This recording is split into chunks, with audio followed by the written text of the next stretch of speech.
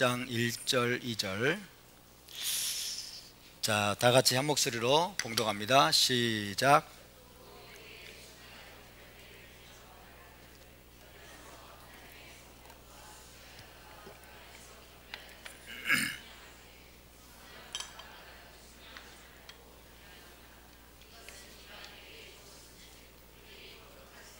마흔 두 달 동안 짓밟으리라. 아멘. 자, 이번 주 토라 포션은 레위기 첫 번째이고 총 24번째 파라샤인 바이크라였습니다. 바이크라, 새로운 책, 세 번째 책, 토라의 중심이라고 하는 세 번째 책을 공부할 수 있도록 인도하신 하나님을 찬양합니다. 오늘 계시록 강의는 126번째 126강이 되겠습니다. 지난주에는요, 제3성전으로 불리는 이 예루살렘 성전이 성전 산에 재건되는 것이 유대교와 기독교 세계에 어떤 영향을 미칠 것인지에 대해서 살펴보았고, 더불어서 예루살렘 성전이 유대인들과 유대적인 신앙에 얼마나 중요한 위치를 차지하는지에 대해서도 말씀을 드렸습니다. 기억이 나시겠죠? 안 나도 어쩔 수 없습니다. 한마디로 예루살렘 성전의 존재는 하나님의 은혜와 또 하나님의 임재와 하나님의 보호하심이 이스라엘과 함께하고 있다는 증거인 반면에, 성전이 없다는 사실은 이스라엘의 포로 생활이 아직 끝나지 않았고 여전히 징계와 형벌 가운데 있음을 의미하는 것입니다. 따라서 제3성전이 재건될 경우에 전 세계 유대인들의 영적인 각성과 부흥을 가져올 가능성이 크기 때문에 성전 재건은 너무나도 중요한 프로젝트라고 할 수 있겠습니다. 그렇기 때문에 저와 여러분도 이제 곧 재건될 예루살렘 성전을 설레는 마음으로 지켜볼 필요가 있습니다. 제3성전이 실제로 재건될 경우에 그것은 우리에게 이제 메시아 왕국이 임박했다는 가장 강력한 사인 중에 하나가 될 것입니다. 자, 이런 이해를 가지고 지난주에 우리는 계시록 11장에 언급된 성전이 마지막 때에 세워질 제3성전을 가리키는 것이라고 해석을 했습니다. 계시록 11장에 나오는 성전은 1성전도 아니요, 2성전도 아니요, 메시아 왕국의 성전도 아니요, 마지막 때 메시아가 재림하기 직전에 세워질 제3성전을 의미한다 라고 해석을 했죠. 거기까지 기억나십니까? AD 70년에 이미 예루살렘 성전이 파괴되었습니다.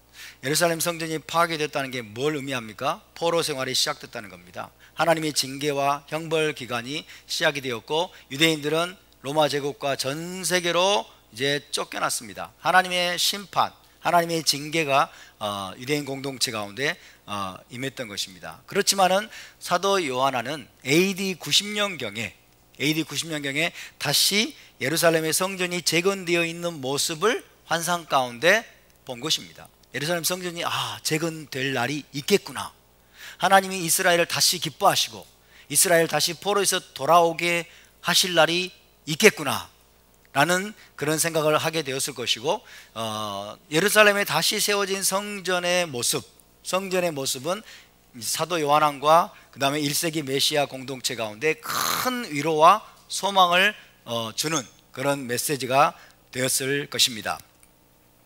어쨌든 사도 요한은 AD 90년경에 이미 2020년대나 혹은 그 이후에 세워질 제3성전의 모습을 본 것입니다.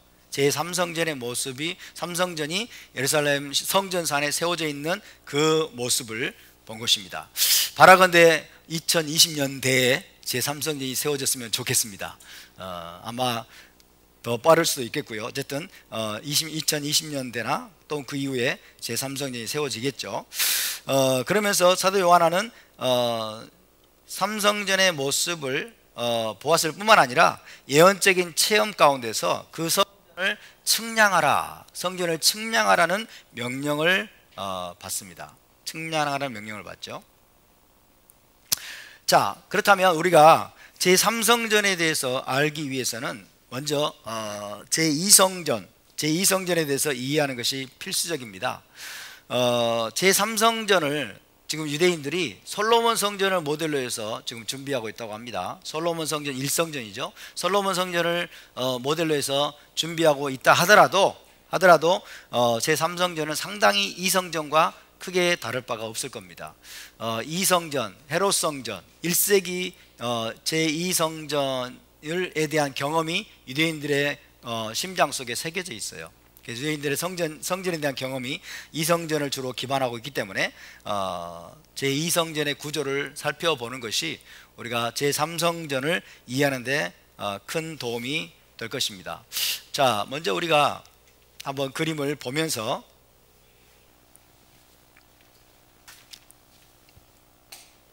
보겠습니다.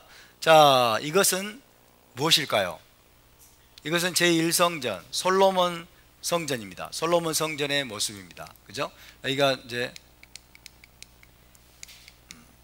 여기가 뜰입니다. 뜰, 그죠? 성전의 뜰이고, 여기가 번제단이겠죠? 번제단이고, 그 다음에 여기가 물두멍입니다. 물두멍, 놋바다라고 그러죠. 놋바다. 물두멍을 이제 소들이 받치고 있는, 그죠? 그런 모습을 하고 있습니다. 놋바다라고 불리는 물두멍입니다. 그리고 물을 뜰 수 있는 조그만 이런 용기들을 솔로몬이 또 준비를 했죠. 여기가 본 건물입니다. 본 건물이고, 여기가 야킨과 보아스라고 하는 두 기둥이죠. 성소로 들어가는 양쪽 기둥에 야긴과 보아스, 야킨, 보아스라고 하는 두 기둥이 서 있고, 이제 성소로 들어가고 성소가 이렇게 되어 있습니다.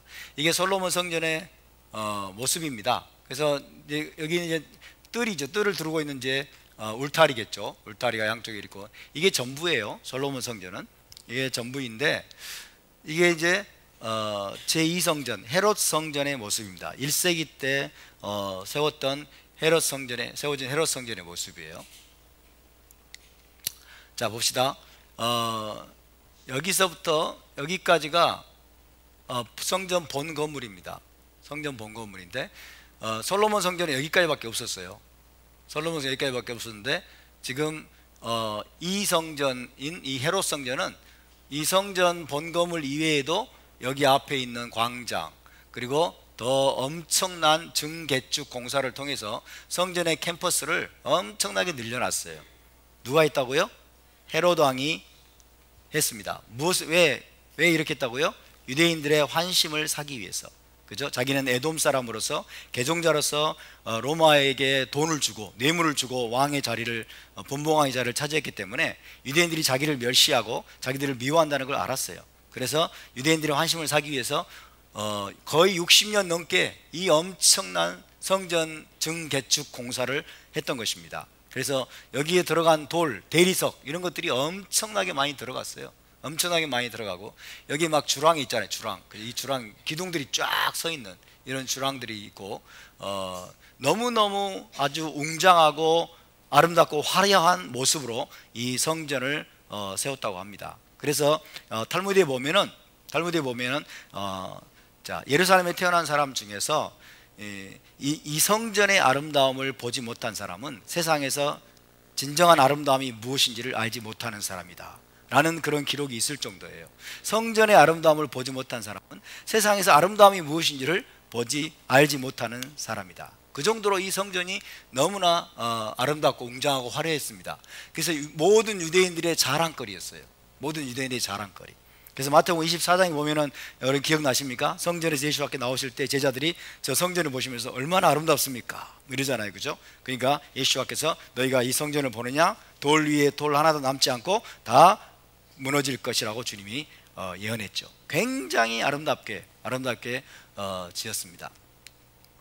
이것이 제2성전의 모습이에요. 이것이 제2성전의 모습. 모든 유대인의 삶의 중심, 센터 역할을 했습니다. 센터. 그래서 모든 유대인들의 초점이 바로 이 성전산에 있었죠. 성전산에. 자, 이 성전의 본 건물, 자, 이제 제2성전을 이해하기 위해서 이제 설명을 드리겠습니다. 우리가 이 성전의 모든 기물들, 모든 장소 이름을 다 알 필요는 없지만은 그래도 주요한 부분들은 우리가 알고 있어야 될 필요가 있습니다. 성전을 이해하기 위해서. 자, 솔로몬 성전과 같은 이 성전 본 건물은 이겁니다. 성전 본 건물 여기까지, 그죠? 솔로몬 본 건물. 여기가 성소로 들어간 입구죠. 성소로 들어간 입구고, 이 안에 여기 번지단도 있고, 그 다음에 또 물두멍도 있을 것입니다.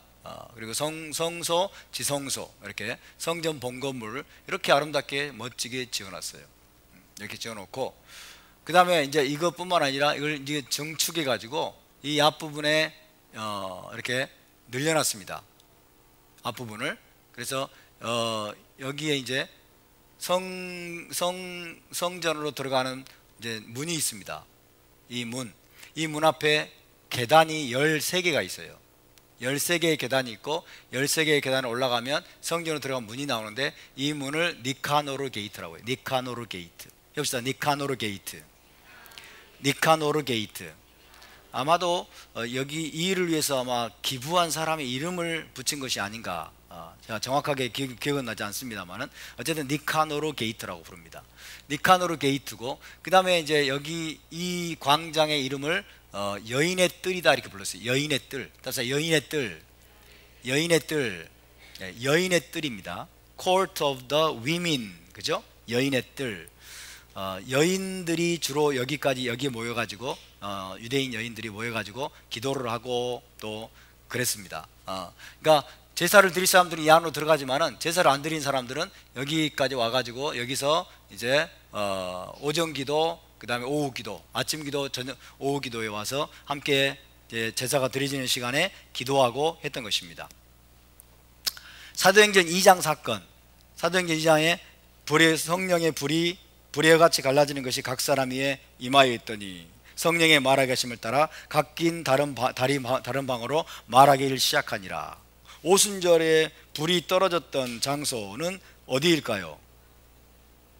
마가의 다락방이 아닙니다. 마가의 다락방이 아니에요. 때가 제3신이 그랬죠. 때가 제3신이. 제3신은 언제예요? 아침 9시예요. 아침 9시에 마가의 다락방에서 뭐하고 있어요 도대체? 그죠? 샤브오트인데 아침 9시에 여러분 우리 메시안 유대인들이, 사도들이 아침 9시에 뭐하고 있었을까요? 성전으로 왔겠죠.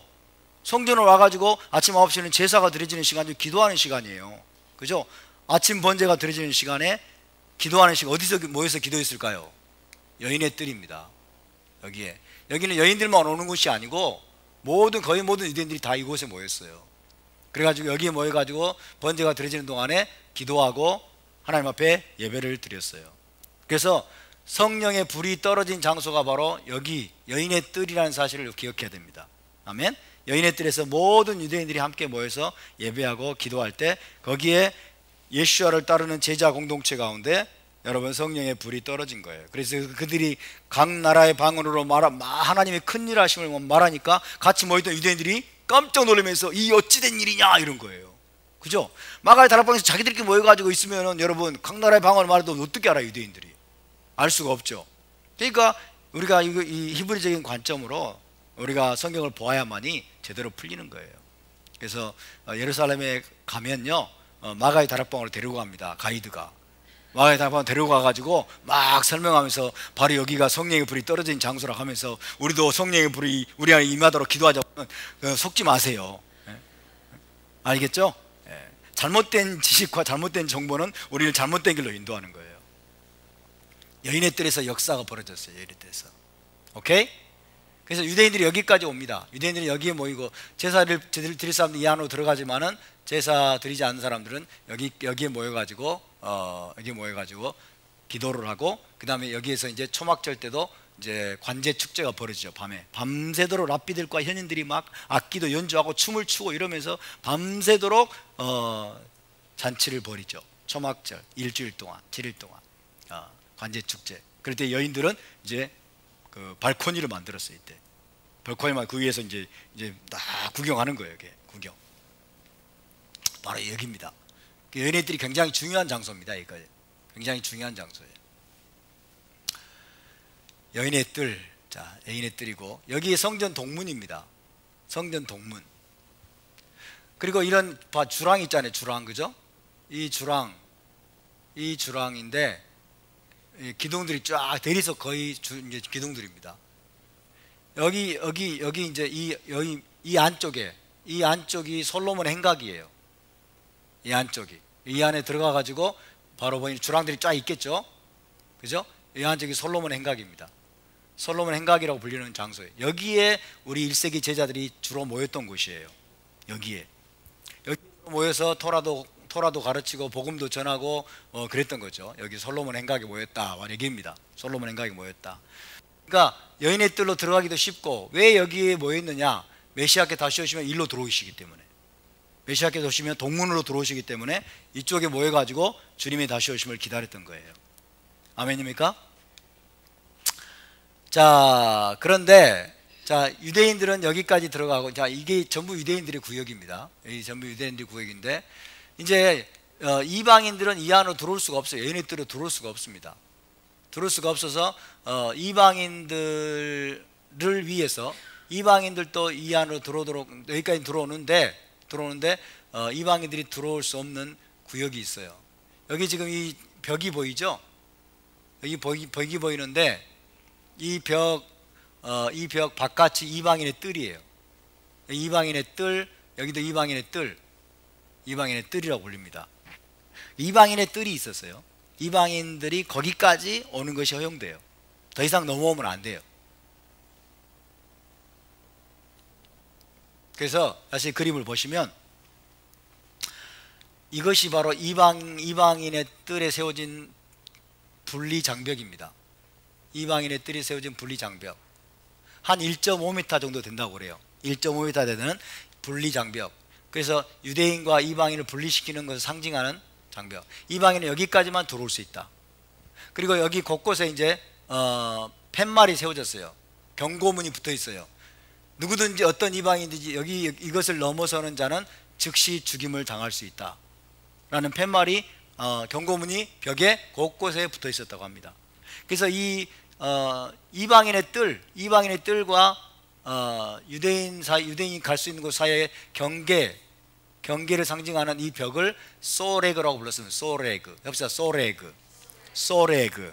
예, 소레그가 세워져 있어요. 소레그. 그죠? 소레그가 세워져 있었다.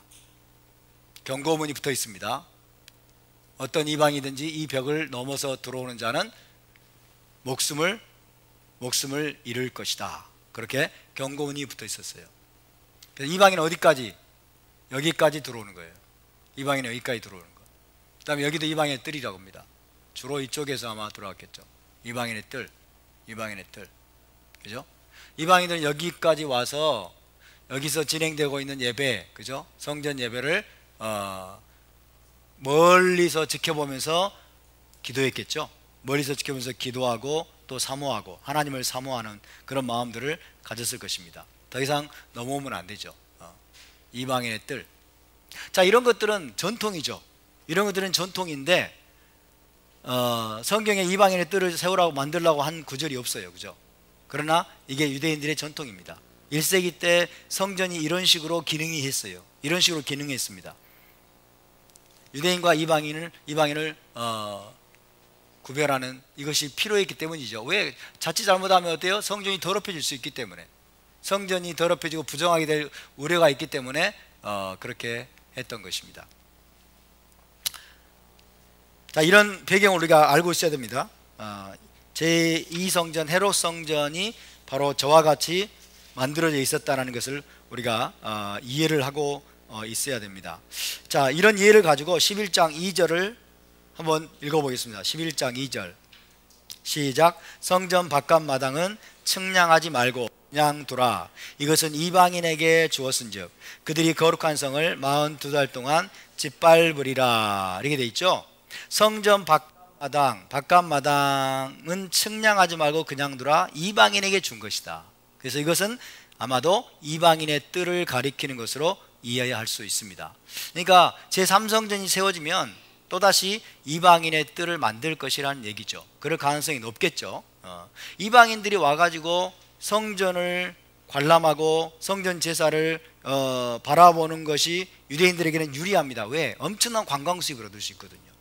그래서 실제적인 필요에 의해서도 이방인의 뜰을 아마 만들 것입니다. 왜? 1세기 때 만들었기 때문에. 그래서 이방인의 뜰을 만들 것이고, 그래서 그 성전 바깥 마당이라고 하는데 뜰입니다. 성전 바깥 뜰, 그죠?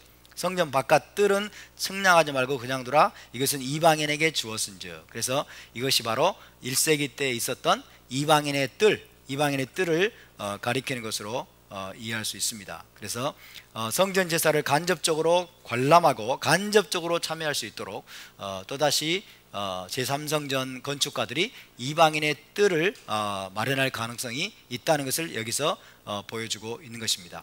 그래서 1세기 때 여기가 이방인들로 북적거렸어요.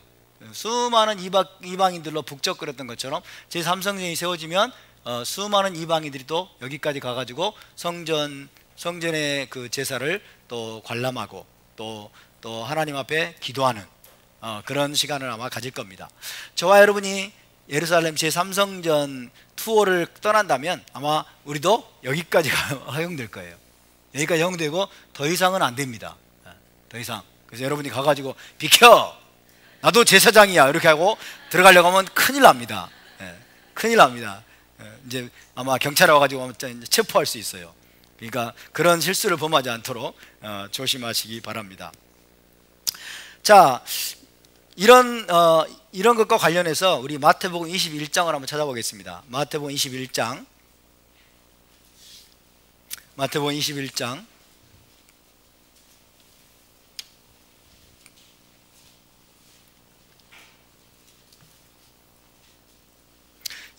12절 13절을 찾아보겠습니다. 마태복음 21장 12절 13절 시작. 예수와께서 성전에 들어가사 성전 안에서 매매하는 모든 사람들을 내쫓으시며 돈 바꾸는 사람들의 상과 비둘기 파는 사람들의 의자를 둘러 엎으시고 그들에게 이르시되 기록된 바 내 집은 기도하는 집이라 일컬음을 받으리라 하였거늘 너희는 강도의 소굴을 만드는도다 하시니라. 굉장히 유명한 사건입니다. 저와 여러분이 잘 알고 있는 사건이죠. 예수와께서 마지막 유월절을 지키기 위해서 예루살렘에 올라가셨습니다. 그리고 제일 먼저 들른 곳이 어디예요? 성전입니다. 성전으로 가셨어요. 성전으로 가서 더럽혀진 예루살렘 성전을 정화시킨 사건으로 우리가 알고 있죠. 그런데 예수와께서 이 성전 안에 들어가서 매매하는 자들을 내쫓으시고 그 다음에 돈 바꾸는 자들의 상을 둘러 엎으시고 돈 바꾸는 자들의 상과 비둘기 파는 자들의 의자를 둘러 엎으신 곳, 그것이 어딜까요? 자, 아이고, 성전이 이렇게 넓습니다.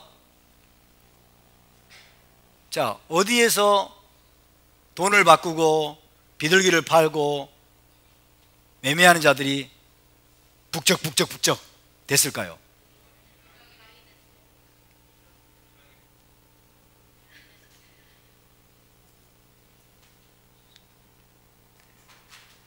여인의 뜰과 이 성전 안에 있는 안뜰, 여기에서는 그런 행위를 상상조차 할 수 없습니다. 그런 행위를 상상조차 할 수 없어요.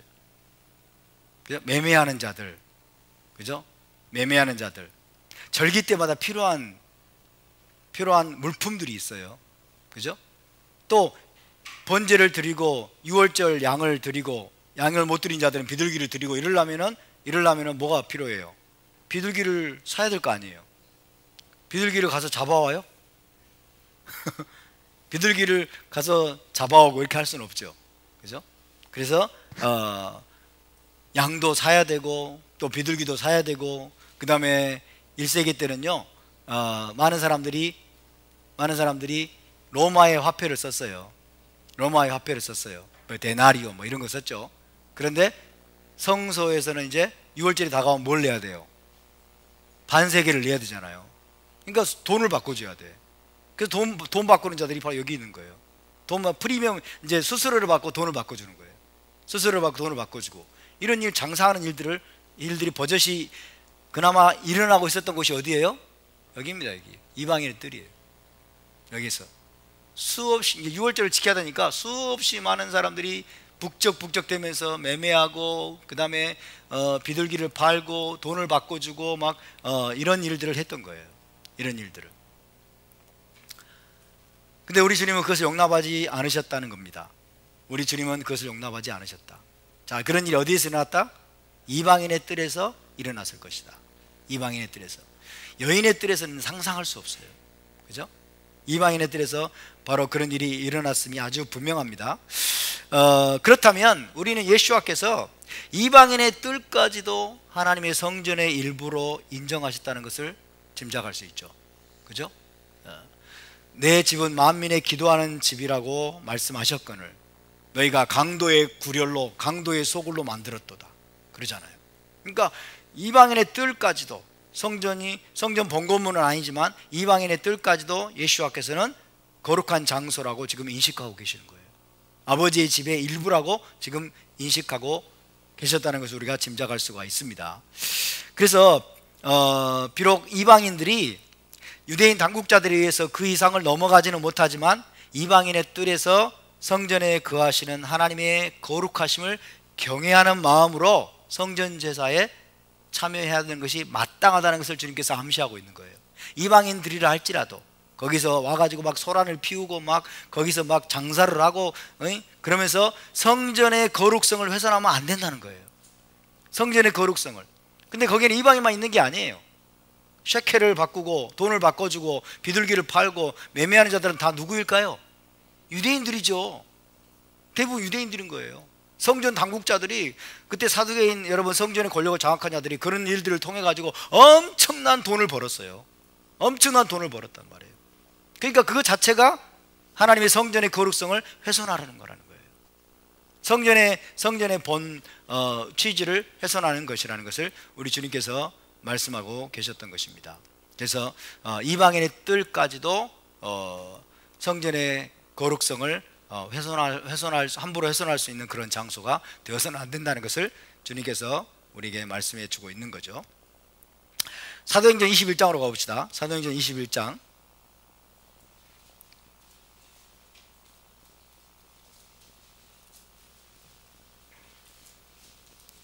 사도행전 21장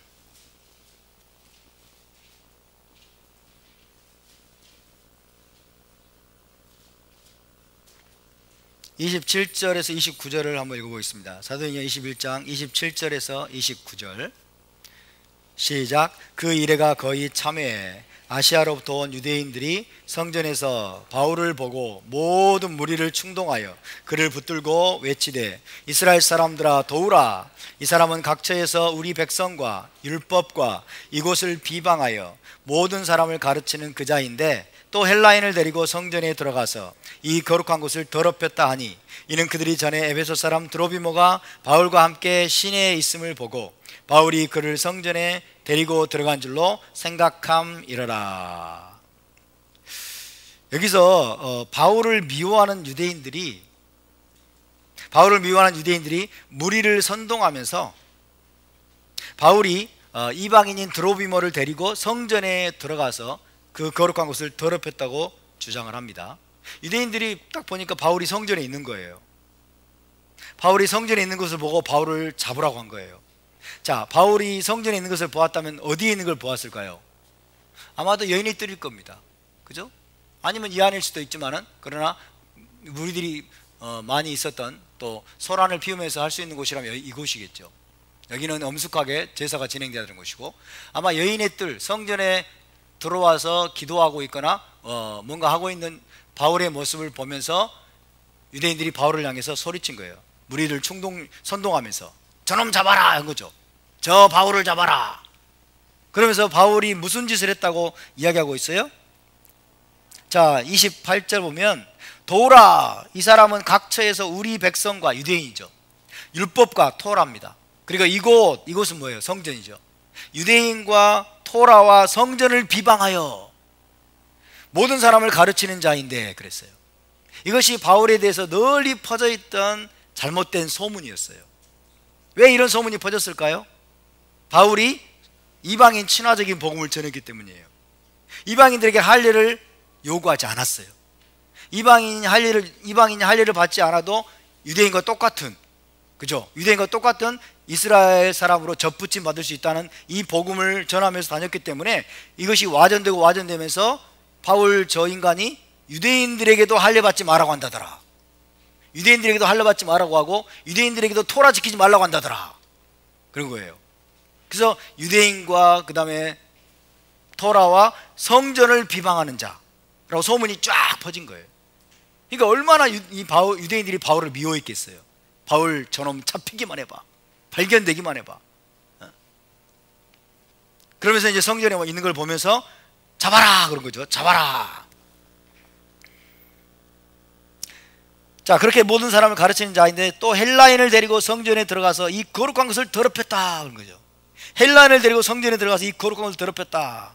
29절에 보니까 이는 그들이 전에 에베소 사람 드로비모가 바울과 함께 시내에 있음을 보고 바울이 그를 성전에 데리고 들어간 줄로 생각함이로라. 늘 바울이 드로비모, 헬라인 드로비모를 데리고 다니는 걸 보면서, 자, 드로비모를 예루살렘 시내에 데리고 다녔는데 보니까 바울이 여기 있네, 여기 이 뜰에 있네. 그러니까 저 바울이 세상에 드로비모를, 헬라인을 여기 데리고 들어온 줄로 생각한 거예요. 그죠? 그런데 사도 바울은 헬라인 드로비모를 여인의 뜰까지 데리고 갔을까요? 안 데리고 갔을까요? 에이, 여기는 성전도 아니고 이거는 유대인의 전통이고, 그러니까 나는 이제 드로비모도 개종이 거의 뭐 예수와를 믿고 이스라엘 접붙임 받았으니까 여기 들어갈 수 있어 라고 하면서 드로비모를 여인의 뜰까지 데리고 갔을까요? 안 데리고 갔을까요? 안 데리고 갔어요. 그러니까 우리가 유대인들의 전통을 함부로 무시하고, 그죠? 우리가 토라가 열렸다고 하면서, 그죠? 히브리 뿌리를 이야기하고 히브리 관점을 이야기하면서 유대인의 전통은 다 잘못된 거야. 그리고 토라에 없는 거는 우리가 안 지켜도 돼. 막 이런 식으로 막무가내로 하면 안 된다는 거예요. 왜? 우리 사도들이 그렇게 하지 않았기 때문에. 아멘? 사도 바울은 드로비모를 성전으로 데리고 갔겠죠. 어디로 데리고 갔을까요? 여기까지 데리고 갔을 겁니다. 그죠? 여기서 너는 여기서 마음으로 기도하고, 그죠? 여기서 마음으로 기도하고 이스라엘 하나님께 기도하고 있어라. 나는 들어가서 여기서 기도하고 오리라. 그리고 드로비모를 이방인의 뜰까지 데리고 와서 이방인 뜰에 놔두고 자기는 여인의 뜰까지 들어갔겠죠. 그림이 그려지십니까? 그죠? 그림이 그려지시죠? 그러니까 사도 바울이 드로비모를 이제 시내에 데리고 다니고, 그 다음에 드로비모에게 할례도 요구하지 않고, 그 다음에 너 토라 다 지켜야 돼 라고 이야기한 것도 아니에요. 모든 토라 다 지키라고 얘기한 것도 아니잖아요. 그죠? 그러니까 유대인들이 착각하기를 저 인간이 드로비모를 성전 여인의 뜰까지 아마 데려왔을 거야, 그 성전의 그 거룩성을 더럽혔을 거야 라고 생각을 한 거예요. 그런데 사도 바울은 그런 무지막지한 자가 아니고 사도 바울을 심각하게 이들이 오해한 거예요. 사도 바울이 자기 자신을 어떻게 이야기하느냐, 사도행전 25장 8절을 봅시다. 사도행전 25장 8절.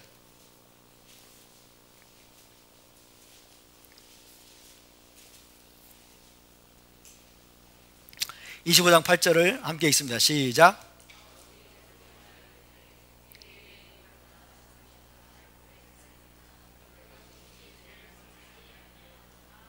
네, 유대인의 토라나 그 다음에 성전이나 가이사에게나 내가 도무지 죄를 범하지 아니하였도다. 그러니까 유대인의 토라를 내가 어긴 적이 없다. 그죠? 유대인의 토라를 어긴 적도 없고, 그 다음에 또 뭐예요? 성전의 규례들 있죠. 성전에 규례들이 있고 성전에 법도들이 있습니다. 그것도 어긴 적이 없어요. 가이사에게 로마법을 어긴 적도 없어요. 그러니까 내가 유대인에게나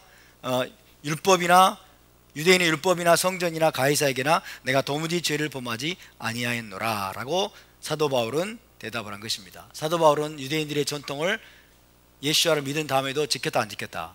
지켰습니다. 거의 모든 구전 토라까지 다 사도 바울은 지켰습니다. 그 성전법도 지켰고 토라도 지켰고, 그죠? 유대인들에게 할례 받지 말라고 말한 적이 없어요. 유대인들은 할례를 받아야 되죠. 유대인들은. 그러나 이방인들이 이스라엘이 접붙임 받을 때는 할례를 강요하지 않았어요. 개종의식을 강요하지 않았다는 얘기예요. 그리고 토라를 다 지켜야 한다고 말하지도 않았어요. 토라는 계속해서 배워가면서 지키는 거예요. 이해되시죠? 제일 중요한 네 가지를 이제 사도들이 이야기했잖아요. 네 가지. 우상의 더러운 것 피하라. 우상을 피하라. 그 다음에 핏째 먹지 말아라. 그죠? 피를 멀리하라.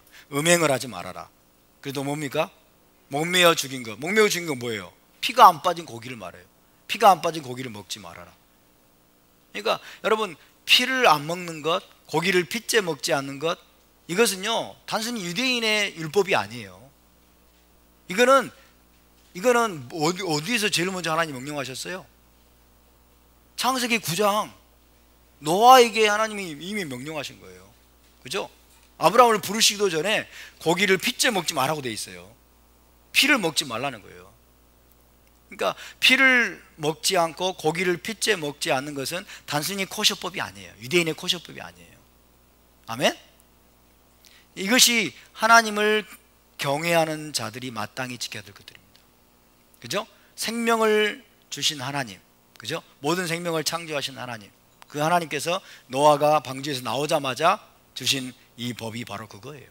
피를 먹지 말고 핏째 고기를 먹지 말아라 라고 하는 것은. 아멘? 사도들이 그걸 이야기하는 겁니다. 이거는 중요한 것이기 때문에 모든 우상을 버릴 것을 먼저 이야기를 하고, 그 다음에 나머지 토라는 뭐예요? 회당에서 토라가 낭독이 되기 때문에 매주 토라 낭독을 들으면서 배우면서 하나씩 토라 준행의 삶을 살아가게 되면 되는 거예요. 아멘? 이방인들에게 하나님, 사도 바울이 그렇게 이야기를 한 겁니다. 근데 유대인들에게, 저 인간이 유대인들에게 토라 지키지 말라 했다더라, 저 인간이 유대인들에게 할례 안 받아도 된다고 했다더라, 막 이런 식으로 막 소문이 퍼진 거죠. 사도 바울은 그런 사람이 아닙니다. 사도 바울은 마지막까지 바리새인으로 남아 있었습니다. 사도 바울은 마지막까지 유대인으로 남아 있었습니다. 아멘. 사도 바울은 기독교의 창시자가 아닙니다. 여러분, 착각하지 마세요. 사도 바울은 기독교를 창시할 의도도 없었고 기독교의 창시자가 아니에요. 예수와도 기독교의 창시자가 아닙니다. 여러분, 오케이? 기독교의 창시자는 누굽니까? 이방 기독교 교부들이에요. 교부들. 그죠? 로마 제국에서 이방인으로서 기독교에 들어오게 된 AD 이제 2세기 초반부터 교회 안에 들어오게 된 수많은, 여러분, 헬라 철학으로 무장한 교부들이에요. 교부들. 그들이 기독교의 창시자들이에요. 근데 예수와가 기독교를 만들었고, 또 어떤 사람은 사도 바울이 기독교를 창시했다라고, 그죠? 이야기를 하죠. 유대교를 뛰어넘는, 그죠? 기독교를 창시했다라고 말하는 천만의 말씀.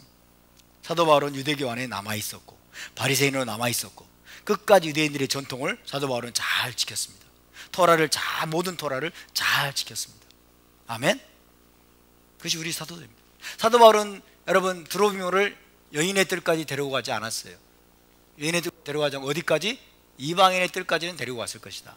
이방인의 뜰까지는. 그죠? 그래서 이방인의 뜰이 바로 이겁니다. 여러분, 여기서 매매하는 자들, 여기서 장사하는 자들, 여기서 비둘기 팔고 환전, 데나리온 같은 거를 셰켈로 바꾸는 환전상들이 아주 북적거리면서 성전의 거룩성을 아주 더럽혔던 그런 곳이 바로 여기 이방인의 뜰입니다. 근데 이 이방인의 뜰이 아마도 11장에 나오고 있는 성전 바깥 뜰, 바깥 마당이란 표현으로 지금 등장을 하고 있는 거예요. 그래서 우리가 이 배경을 이해하고 있으면 마지막 삼성전이 세워져도 아마 이방인들이 이제 들어갈 수 있는, 그죠? 한계선을 설정하고 이방인들이 들어갈 수 있는 성전 바깥의 뜰, 이방인의 뜰과 같은 곳이 또 만들어질 것이다 라는 것을 우리가 이해할 수가 있는 것입니다. 이해되시면 아멘. 그래서 11장 2절을 보면요, 성전 바깥들을 이방인에게 주었으니 그들이 거룩한 성을 이제 42달 동안 짓밟을 것이라고 말씀하고 있어요. 성전 뜰, 바깥 마당 바깥 뜰은 제3성전에 이방인들이 출입할 수 있도록 설치될 이방인의 뜰일 것이라고 이해할 수가 있겠고, 그곳에 수많은 이방인들이 이제 드나들 것임을 암시하고 있습니다. 그런데 그 이방인들이 거룩한 성, 즉 예루살렘이죠. 거룩한 성 예루살렘을 42달 동안 짓밟을 것이다. 42달 동안 짓밟을 것이다. 예루살렘 성을 이방 나라가 42달 동안 예루살렘이라는 도시를 이제 침공을 해서 유린할 것이고 짓밟을 것을 주님께서 지금 말씀하고 있습니다. 이것은 무엇입니까? 적그리스도의 군대가 이스라엘을 침공할 것을 지금 말씀하고 있는 것입니다. 후 3년입니다. 자, 7년간의 평화조약이 체결이 되고 그 중간쯤인 후 3년 반이 시작될 때 적그리스도가 예루살렘을 침공할 것이고 예루살렘을 더럽히고 예루살렘을 파괴할 것이라는 의미로 우리가 해석할 수가 있습니다. 그 일이 일어나기까지는 이스라엘의 구속이 아직 완성되지 않았음을 말씀하는 것입니다. 이스라엘의 최종 구속이 완성되기 위해서는 이 사건이 반드시 있어야 됩니다. 이스라엘의 최종 구속이 완성되기 위해서는 하나님이 마지막으로 예루살렘과 유대인 공동체를 여러분 연단의 불 속으로 던지는 거예요. 마지막으로 유대인 공동체 연단의 불 속으로 던져서 그들을 시험하고 그들 안에 있는 모든 불순물들을 제거하면서 회개하는 기간을 보내게 하시는데, 그게 바로 적그리스도가 침공하는 것입니다. 이방 나라가 예루살렘을 42달 동안 파괴하고 유린하는 그 시간을 하나님이 허락하시는 것입니다.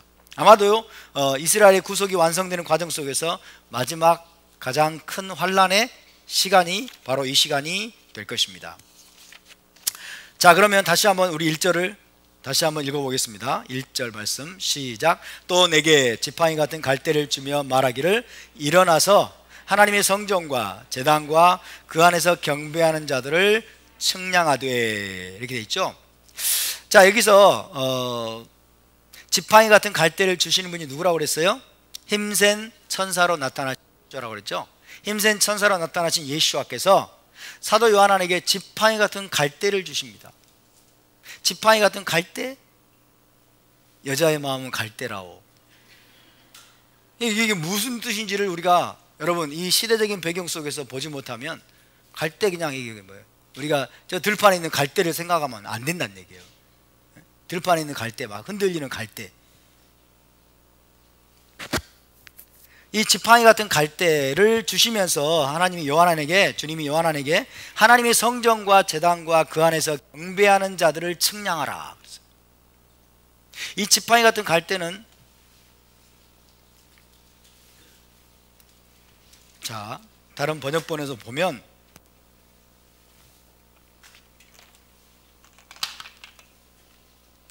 지팡이 같은 측량자, 지팡이 같은 측량자, 측량용 잣대, 라고 번역이 됐고요. 영어 ESV, English Standard Version이라고 하죠. ESV에서는요, a measuring rod이요. a measuring rod like a staff, 이렇게 돼 있죠. 지팡이 같은 측량용 막대기, 이렇게 되죠. 지팡이 같은 측량용 막대기. 그러니까 막대기인데, 긴 막대기인데 측량하는 거예요. 측량하는 잣대, 나무로 된 긴 잣대 이런 거 있으시죠? 예, 그런 거 생각하시면 돼요. 고대 시대 때 지팡이 같은 큰 막대기를 측량용 자로 사용을 했거든요. 그것을 주시면서 지금 예루살렘 성전과 그리고 제단과 그 안에서 경배하는 자들을 측량하라고 말씀하십니다. 누구에게 측량하라고 하는 거예요? 누구에게 측량하라? 요한에게, 사도 요한에게 지금 측량하라고 말씀하시는 거예요. 지금까지 사도 요한은 여러분 하나님이 보여주신 환상과 비전을 그냥 제3자의 입장에서 바라보고 기록하는 관찰자의 입장이었어요. 근데 이제는 참여자의 입장이 되는 겁니다. 그죠? 하나님이 보여주시는 환상에 이 사도 요한이 참여하는 거예요. 참여해서 직접 행동을 하도록 초청을 받습니다. 우리가 타나크에서 보면 선지자들이 예언적인 행동을 하도록 부르심을 받잖아요. 그죠? 그런 거하고 똑같아요. 이사야나 예레미야나 에스겔이나 하나님이 직접 예언적인 행동을 하게 만들어요. 뭐 환상만 보여주는 게 아니고 메시지만 주시는 것이 아니라 직접 행동을 하라고 하나님이 명령하시는 것들이 있어요. 마찬가지로 사도 요한도 지금까지는 환상을 보고 기록만 했는데 이제는 직접 행동, 측량을 하라고 하나님께 명령을 받아요. 예루살렘 성전과 제단과 그리고 그 안에서 경배하는 자들을 측량하라 라는 명령을 받고 있습니다. 그런데 우리는 여기서 주님이 요한에게 지팡이 같은 측량자를 주시면서 성전과 제단과 그 안에서 경배하는 자들을 측량하라는 말씀이 무슨 의미인지를 알아야 될 필요가 있어요. 이게 무슨 의미냐? 잣대를 주시면서, 측량용 잣대를 주시면서, 막대 같은 잣대를 주시면서 성전과 제단과 경배하는 자들을 측량하라. 성전과 제단은 이해가 되죠. 잣대로 재면 되니까. 길이와 넓이와 높이 이런 거를 재라는 말씀이구나. 그 안에서 경배하는 자들은 잣대로 어떻게 재? 그죠? 영적으로 평가하라는 의미일 수도 있죠. 어쨌든 자를 주시면서 여러분 성전과 제단과 그 안에서 경배하는 자들을 측량하라고 말씀하세요. 이게 무슨 뜻일까요? 사이즈를 재라는 말이, 크기를 재고 측량하라는 말씀이 무슨 뜻일까요? 왜 측량하라고 했을까요? 주님이 사이즈를 모르실까요? 제단의 사이즈를 주님이 모르실까요? 성전의 사이즈를 모르실까요? 측량하라. 다시 측량하라. 측량입니다. 측량. 측량. 이 측량이 어떤 의미인가가 중요합니다. 측량. 타나크의 선례를 보면, 자, 타나크의 선례를 보면 주님께서 예루살렘이나 예루살렘 성전을 측량한다는 것은, 예루살렘이나 예루살렘 성전을 측량한다는 것은 단순히 길이나 넓이를 정확하게 재는 데 초점이 있는 게 아니에요. 길이나 넓이를 정확하게 재는 데 초점이 있는 것이 아니라 그것을 눈여겨보시고 정확히 표시를 해 두심으로써, 측량하다 보면 정확한 상태를 파악한다는 뜻이에요. 정확한 상태를 파악한다. 그래서 표시를 해 두는 거예요. 마킹. 자, 다시 한번 예루살렘과 예루살렘 성전 같은 거, 이것을 눈여겨보시고 정확한 상태를 파악하시고 정확히 표시를 해 두심으로써, 첫째, 자, 정확한 상태를 파악하고 정확히 표시를 해 두심으로써 첫 번째, 그것을 보존하고 보호하시겠다는 뜻입니다.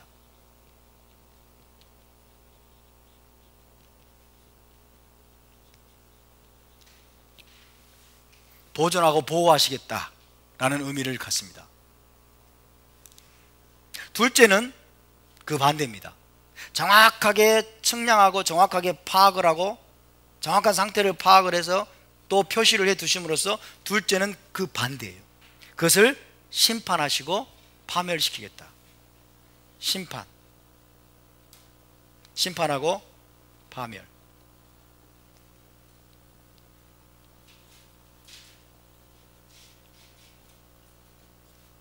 이런 의미를 담고 있어요. 심판하고 멸망시키겠다.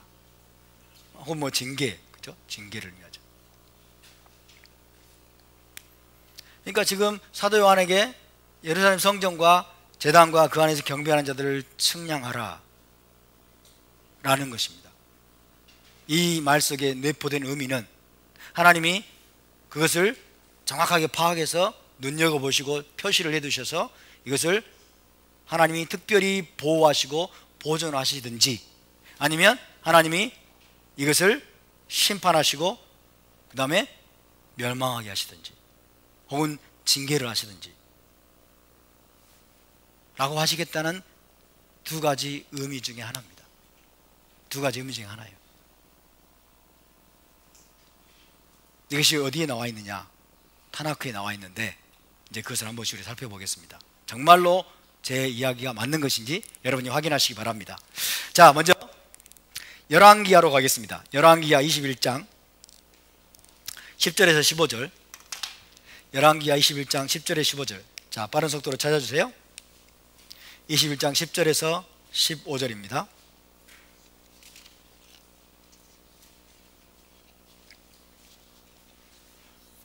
(21장 10절에서 15절) 천천히 한번 읽어볼까요? 시작. 여호와께서 그의 종 모든 선지자들 통하여 말씀하여 이르시되 유다 왕 므낫세가 이 가증한 일과 악을 행함이 그 전에 있던 아모리 사람들의 행위보다 더욱 심하였고 또 그들의 우상으로 유다를 범죄하게 하였도다. 그러므로 이스라엘의 하나님 여호와가 말하노니 내가 이제 예루살렘과 유다에 재앙을 내리리니 듣는 자마다 두 귀가 울리리라.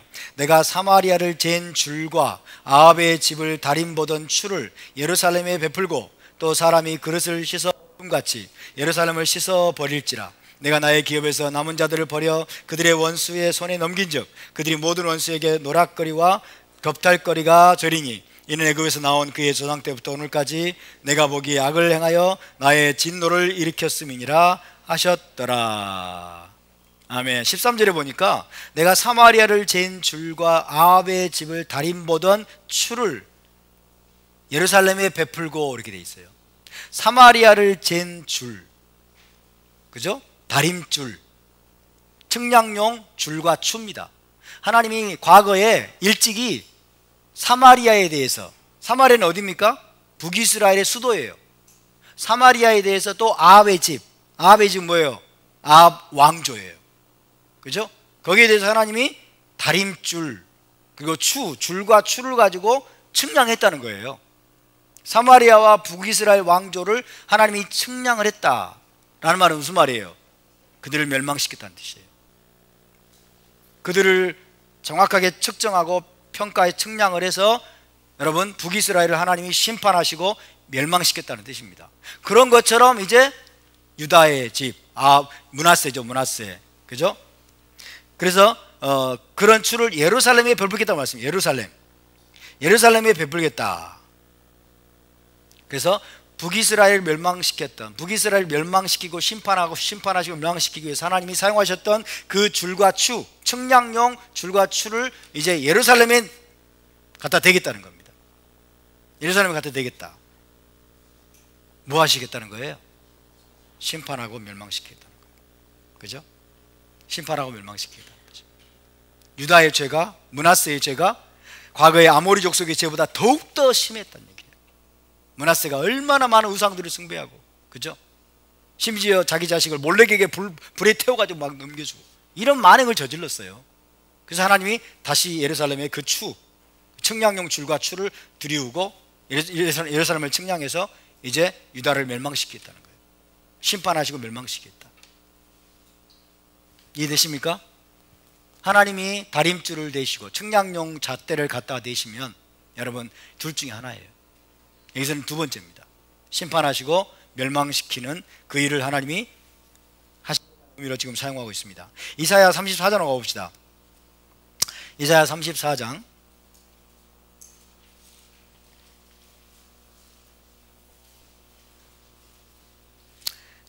8절에서 12절을 봅시다. 이사야 34장 8절에서 12절.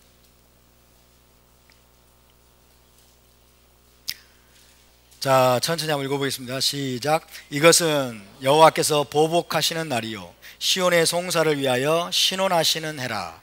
에돔의 시내들은 변하여 역청이 되고 그 티끌은 유황이 되고 그 땅은 불붙는 역청이 되며 낮에나 밤에나 꺼지지 아니하고 그 연기가 끊임없이 떠오를 것이며 세세에 황무하여 그리로 지날 자가 영영이 없겠고 당아새와 고슴도치가 그 땅을 차지하며 부엉이와 까마귀가 거기에 살 것이라. 여호와께서 그 위에 혼란의 줄과 공허의 추를 들이우실 것인즉 그들이 국가를 이으리하여 귀인들을 부르되 아무도 없겠고 그 모든 방백도 없게 될 것이요. 여호와께서 그 위에 혼란의 줄과 에돔 위에 혼란의 줄과 공허의 추를 들이우시겠다라고 말씀하세요. 그러니까 하나님이 에돔을 다시 측량하시겠다는 겁니다. 그죠? 하나님의 다림줄, 하나님의 추, 측량용 도구를 에돔에게 들이우게 되겠는데 그게 혼란을 가져오고 그 다음에 공허를 가져오는 그것들을 들이워서 에돔을 측량하실 것이라고 지금 말씀하고 있어요. 무슨 뜻입니까? 에돔을 심판하시겠다는 거예요. 에돔을 심판하고 에돔을 멸망시키겠다. 영원토록 에돔을 내가 멸망시키겠다. 왜? 그들이 이스라엘에 행한 만행 때문에. 이스라엘에 행한 만행 때문에.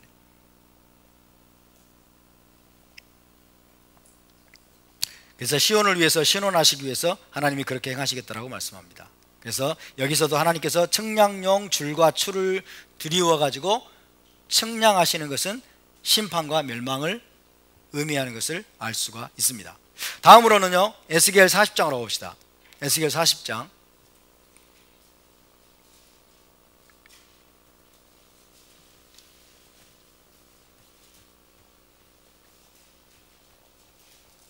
40장 1절에서 3절을 한번 읽어보겠습니다. 에스겔 40장 1절에서 3절.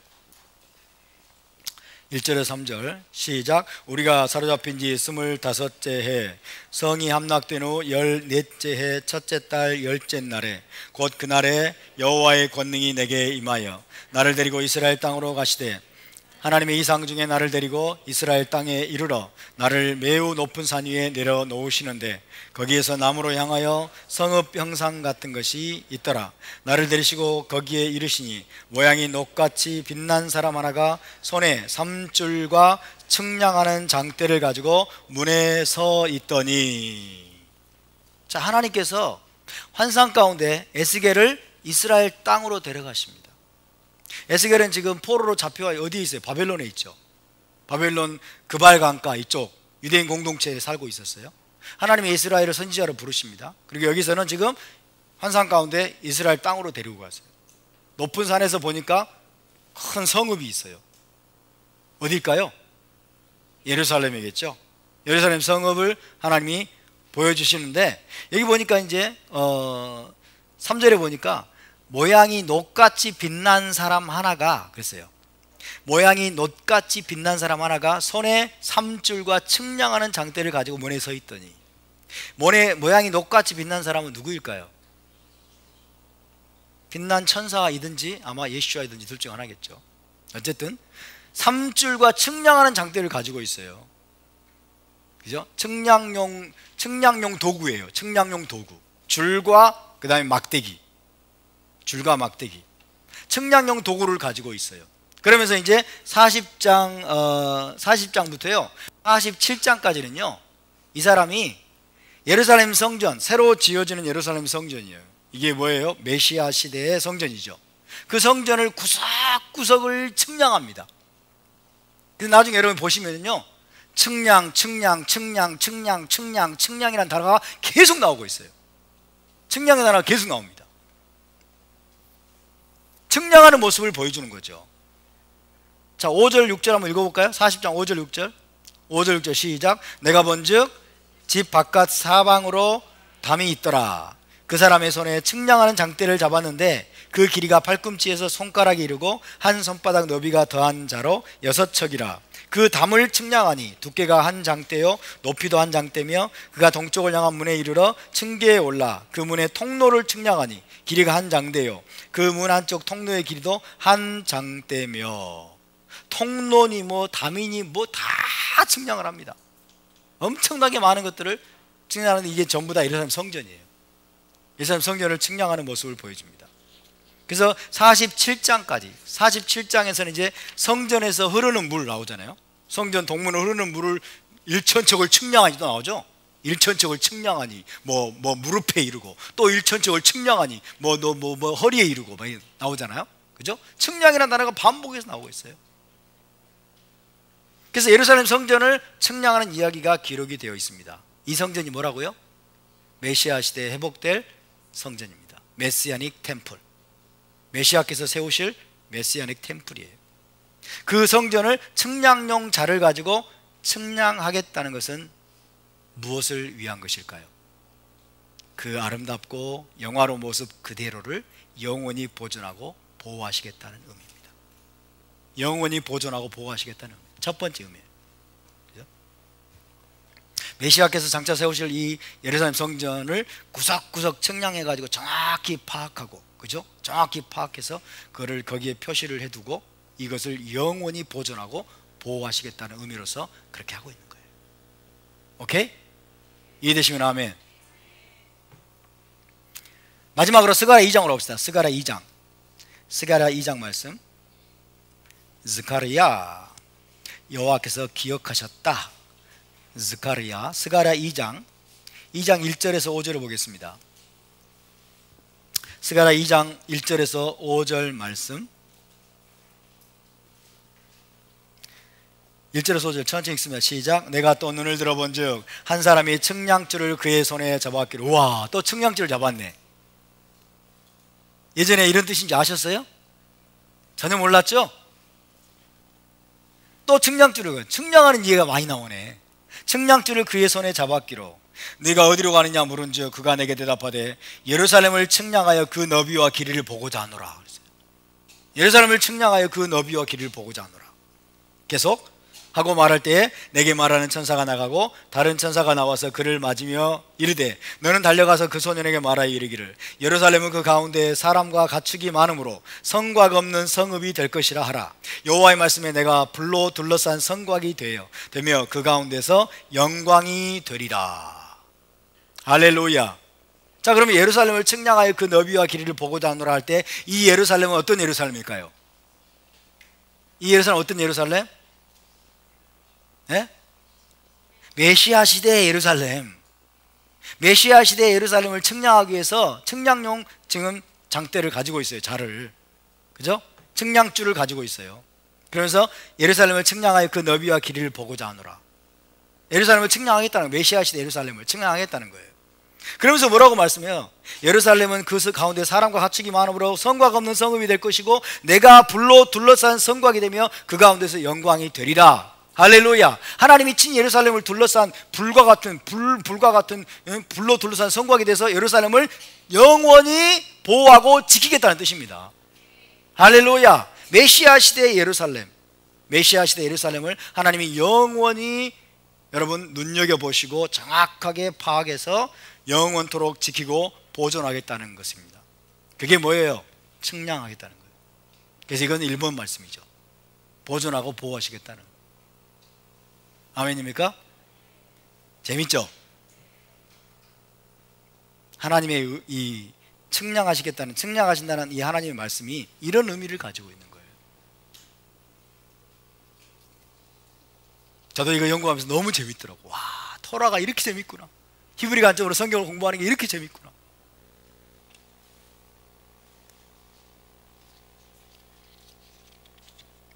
그렇다면 계시록 11장 1절에서 예루살렘 성전과 제단과 그 안에서 경배하는 자들을 측량하라 라고 하신 것은 무엇은 의미일까요? 이것은 다음 주에 개봉박두. 시간이 많이 지났습니다.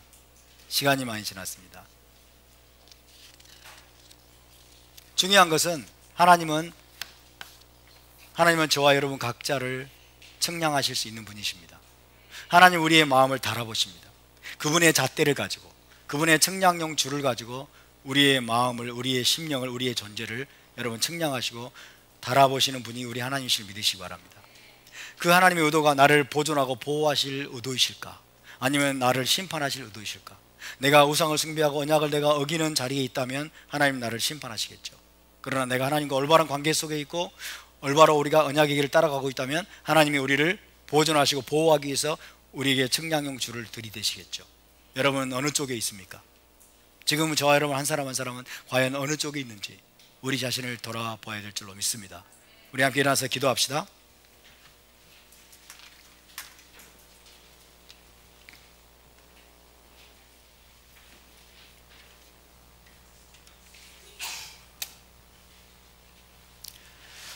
하나님은 예루살렘 성전과 제단과 그 안에서 경배하는 자들을 측량하라고 말씀하십니다. 과거에 하나님은 에돔을 측량하셔서 심판하시고 영원히 멸망시키셨습니다. 하나님은 사마리아와 또 아합의 집을 하나님께서 그분이 가지신 측량용 줄과 추를 통해서 그들을 측량하고 그들을 영원히 멸망시키셨습니다. 뿐만 아니라 하나님은 남유다도 똑같은 하나님의 잣대를 가지고 측량하여 그들이 아모리 족속보다 더 악한 행위를 함으로 말미암아 그 땅에서 영원히 쫓아내고 하나님께서 남유다를 심판하셨습니다. 바벨론 포로 생활에 넘겨주셨습니다. 하나님은 심판하시는 분이십니다. 하나님은 측량하시는 분이십니다. 하나님은 우리의 마음을 달아보시는 분이십니다. 하나님 우리의 행위를 달아보시는 분이십니다. 그분의 잣대를 가지고 그분의 측량용 줄을 가지고 우리의 모든 행위와 우리의 삶과 그리고 우리의 마음속 깊은 곳까지 측량하시고 재보시는 분이십니다. 그 결과 우리는 하나님으로부터 보호하심을 받고 영원히 보존될 것입니까? 아니면 우리는 하나님의 심판과 그리고 하나님의 징계 가운데 내던져지는 주인공이 될 것입니까? 우리 함께 기도합시다. 주님 나를 달아보시옵소서.